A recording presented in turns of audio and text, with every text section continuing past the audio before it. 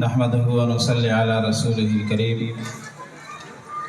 اما بعد اعوذ باللہ من الشیطان الرجیم بسم اللہ الرحمن الرحیم کنتم خیر امۃ اخرجت للناس تأمرون بالمعروف وتنہون عن المنکر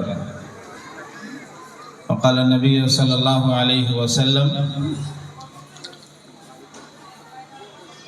من رأى منكم منكرا فليغيره بيده فإن لم يستطع فبلسانه وإن لم يستطع فبقلبه وذلك أضعف الإيمان۔ محترم صدر باوقار استاذ گرامی قدر حضرت مولانا اصغر علی امام مہدی سلفی امیر مرکزی جمعیت اہل حدیث ہند، فضیلت الشیخ جناب مولانا انعام الحق صاحب مدنی، نائب امیر صوبائی جمعیت اہل حدیث بہار، فضیلت الشیخ جناب مولانا شمیم اختر ندوی صاحب امیر صوبائی جمعیت اہل حدیث بنگال، فضیلت الشیخ جناب مولانا اسرائیل عالیابی صاحب ناظم ضلعی جمعیت اہل حدیث مالدہ، فضیلت الشیخ جناب مولانا ظہیر احمد ندوی سلفی نائب امیر ضلعی جمعیت اہل حدیث مالدہ، اور اس چمن کے روح رواں بانی مؤسس فاؤنڈر فضیلت الشیخ جناب مولانا عبداللطیف ندوی حفظہم اللہ، بزرگوں اور علماء کرام، سب سے پہلے میں رب العالمین کا شکریہ ادا کرتا ہوں کہ آج معہد العلوم الاسلامیہ کے سالانہ فنکشن میں شرکت کا موقع ملا، اور سب سے بڑی بات یہ ہے کہ آج ہماری جماعت کی آبرو، جماعت کے قائد فدائے سلفیت حضرت مولانا اصغر علی امام مہدی سلفی حفظہ اللہ تشریف فرما ہے، اور انشاءاللہ ان کا کلیدی خطاب ہوگا۔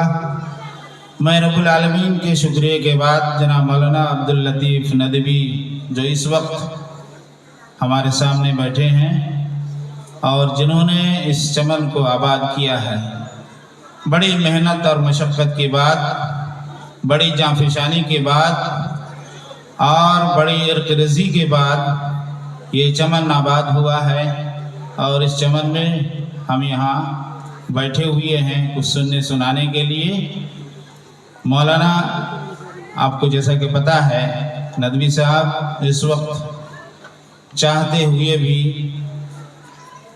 کوشش کرتے ہوئے بھی اپنی بات آپ کے سامنے نہیں رکھ پاتے ہیں، ان کا دل موجزن ہے جذبات سے، احساسات سے، لیکن اللہ تبارک و تعالیٰ نے انہیں لسانی اعتبار سے، زبانی اعتبار سے معذور کر رکھا ہے۔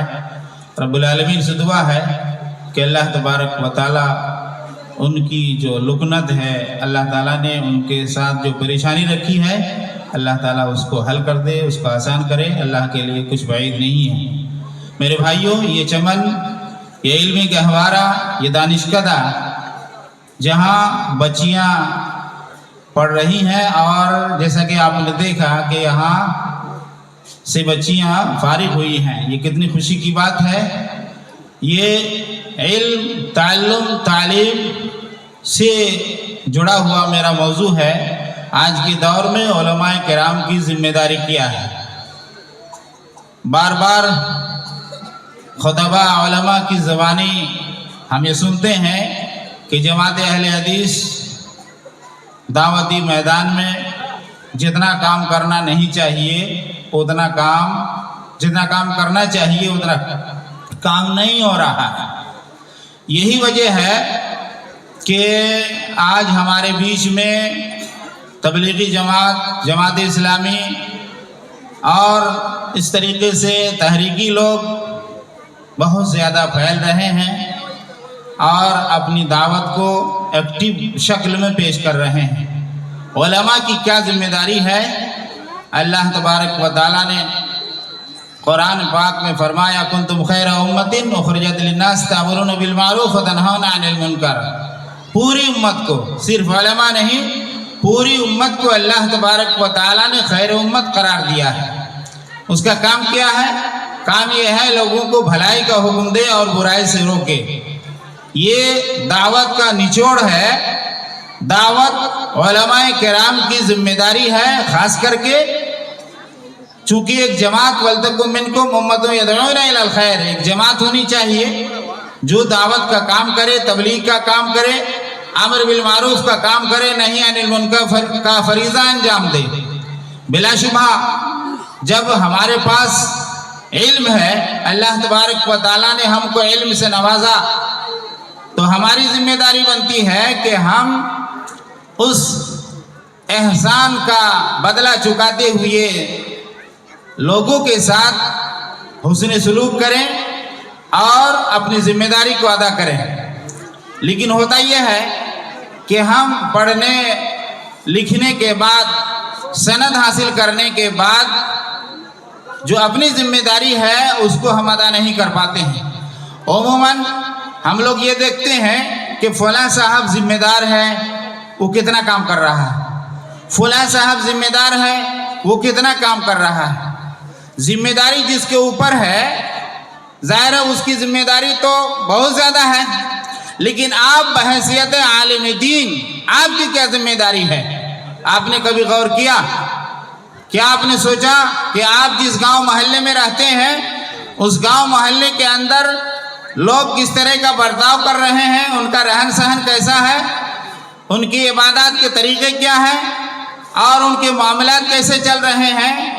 ہم لوگ تجربہ کر رہے ہیں کہ علماء جس گاؤں میں رہتے ہیں ہونا ہی چاہیے.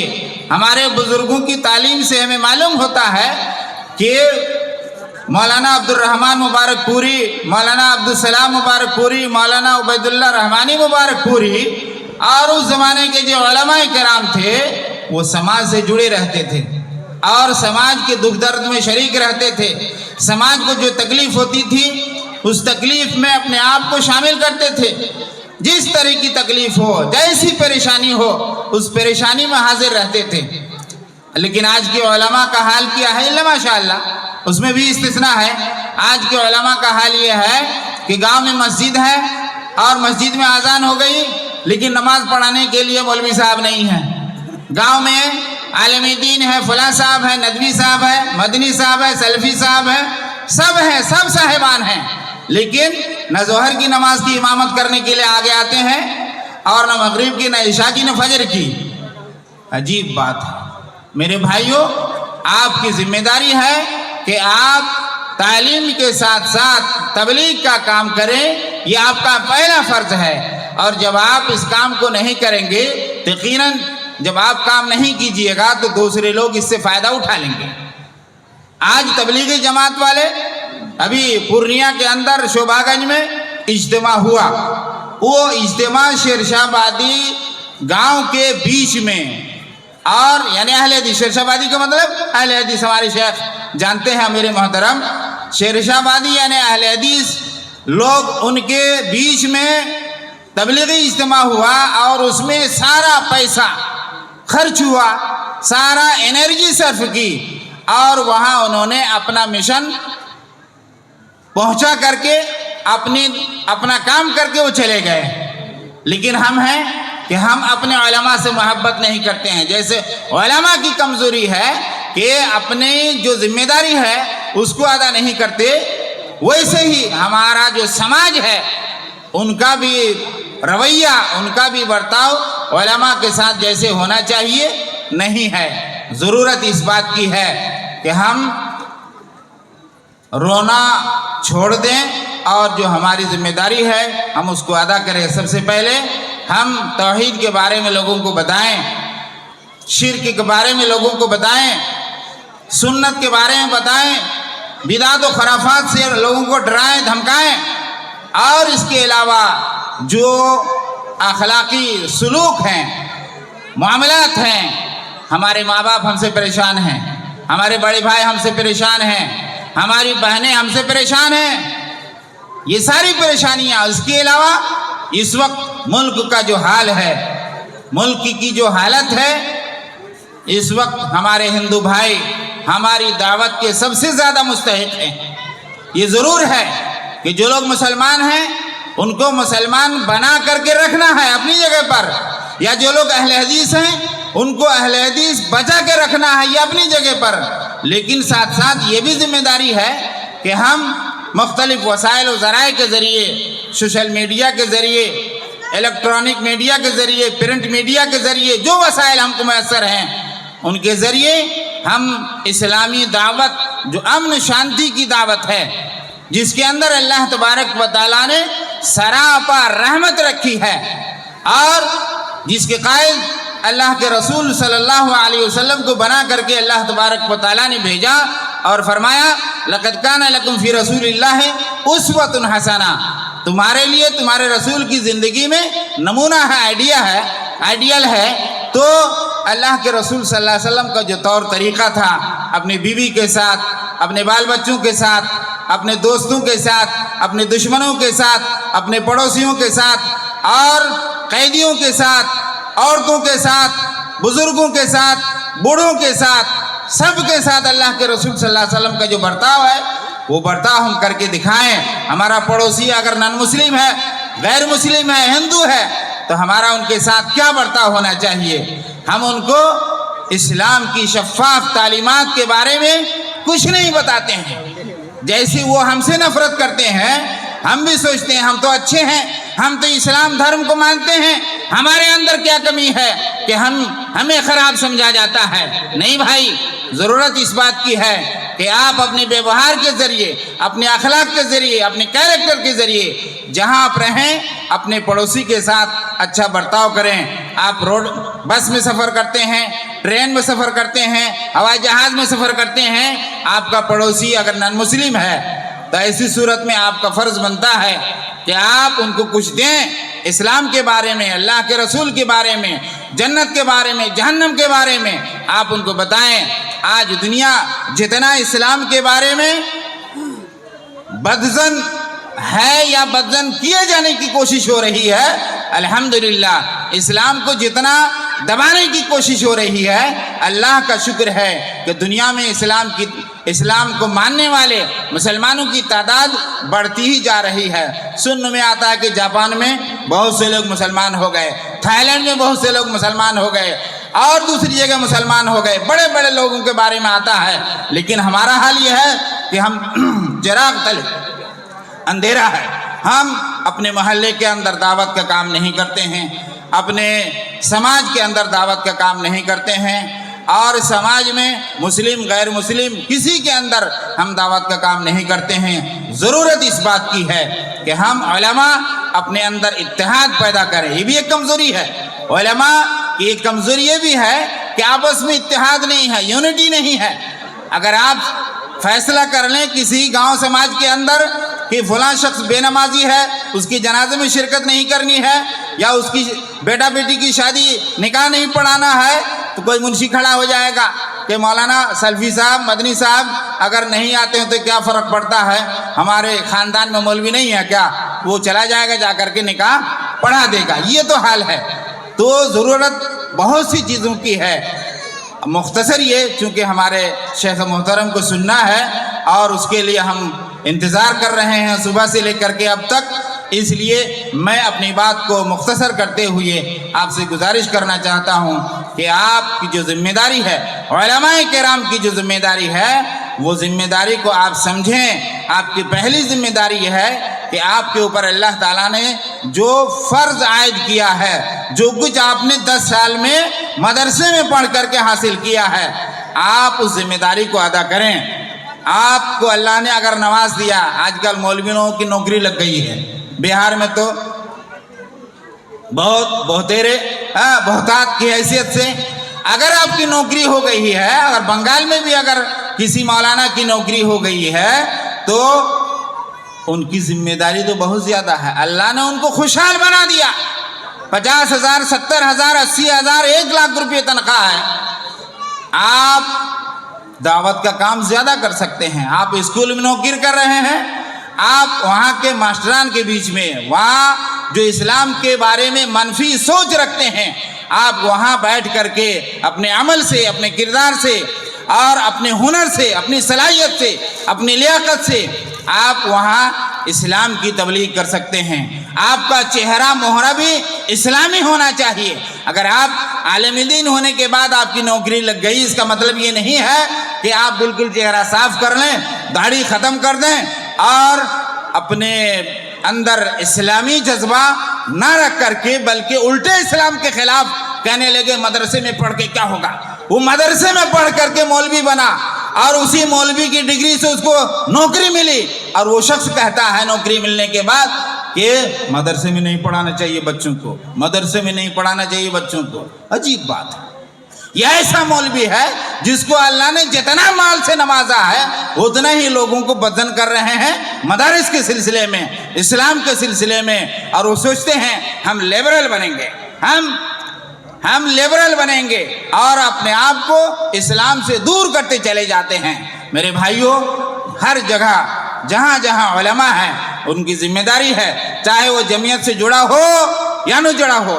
اگر آپ جمعیت سے جڑے ہیں اچھی بات ہے اور آپ کو جڑنا چاہیے، سنگٹھن کے اندر آپ کو رہنا چاہیے، یہ ضروری ہے۔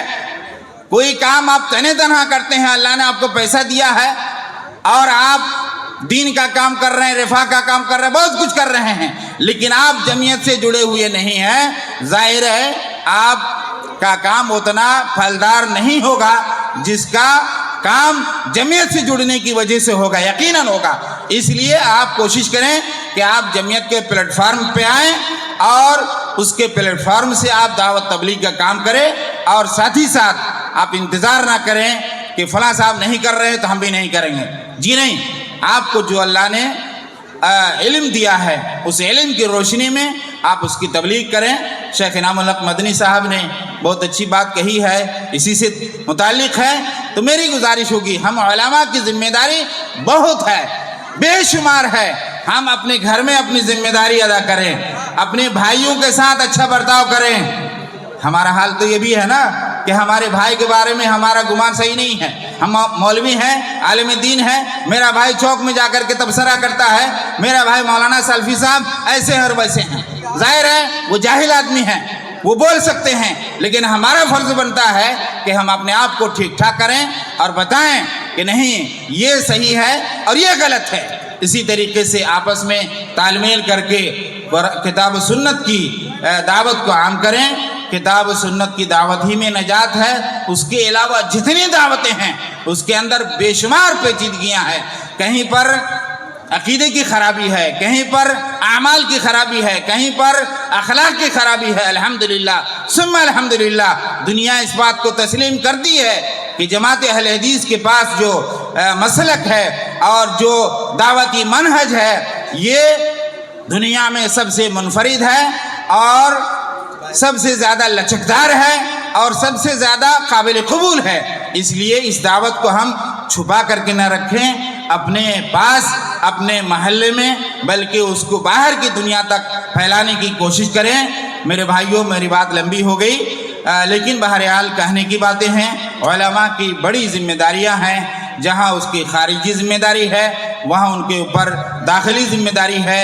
اپنے محلے اور سماج کے اندر رہتے ہوئے گاؤں سماج میں جب بھی کوئی فتنہ اٹھتا ہے تو ہماری تاریخ بتلا رہی ہے جس زمانے میں جو فتنہ اٹھا اس کا مقابلہ گاؤں کے لوگوں نے نہیں کیا، ملک کے لوگوں نے نہیں کیا، سب سے پہلے علماء نے اس کو محسوس کیا۔ ہماری ہندوستان کی آزادی کی تاریخ، سنگرام کی تاریخ اور اس ملک کی آزادی میں علماء نے جو قربانیاں دی ہیں اس کو پڑھانے کی ضرورت ہے۔ آج ان ساری قربانیوں کو، ساری بلیدان کی تاریخ کو مٹانے کی کوشش ہو رہی ہے۔ وہاں سے نام مٹایا جا رہا ہے، وہاں سے نام مٹایا جا رہا ہے، روڈ کا نام چینج کیا جا رہا ہے اور نہ جانے کتنے نام چینج ہوں گے، لیکن جو تاریخ ہے وہ تاریخ نہیں مٹائی جا سکتی۔ میرے بھائیوں، ہمیں تاریخ بتلانی ہوگی کہ علماء کرام سماج کے اندر سب سے پہلے حساس طبقہ ہے جب کسی فتنے کو محسوس کرتا ہے۔ اس لیے آپ جس گاؤں سماج میں، جس خطے میں رہتے ہیں، آپ کی ذمہ داری ہے کہ اگر کوئی فتنہ اٹھ رہا ہے، جیسا بھی فتنہ، آپ اس فتنے کو دبانے کی کوشش کریں، اس فتنے کو مسلنے کی کوشش کریں اور وہی رول ادا کریں جو رول شیخ الاسلام ثناء اللہ امرتسری رحمۃ اللہ علیہ نے ادا کیا۔ شیخ الاسلام ثناء اللہ امرتسری رحمۃ اللہ علیہ کے بارے میں علامہ سید سلیمان ندوی رحمۃ اللہ علیہ نے لکھا، رات میں اگر کوئی فتنہ اٹھتا تھا سویرے اس کا جواب شیخ الاسلام ثناء اللہ امرتسری رحمۃ اللہ علیہ دینے کے لیے تیار رہتے تھے۔ جس قسم کا فتنہ اٹھتا تھا، جیسا بھی فتنہ اٹھتا تھا، چاہے آریہ سماج کا، چاہے اور کسی لوگوں کا، بہائیوں کا، قادیانیوں کا اور منکرین حدیث کا اور مقلدین کا جیسا بھی فتنہ ہوتا تھا، سارے فتنے کا اکیلے تنہا جواب دینے کے لیے تیار رہتے تھے۔ ہمارے اندر بھی اسی طرح کا جذبہ ہونا چاہیے، ہم بھی ان کے وارث ہیں، شیخ الاسلام ثناء اللہ امرتسری کے وارث ہیں۔ اس لیے میرے بھائیوں، ہمارے اندر جذبے کے ساتھ ساتھ عقل و شعور ہونا چاہیے، حکمت ہونی چاہیے اور زمانے کے رفتار کے ساتھ ہمیں چلنے کی ضرورت ہے۔ علماء کی ذمہ داری بہت زیادہ ہے، میں نے کہا بہت زیادہ، اس کو ہم گنا نہیں سکتے ہیں۔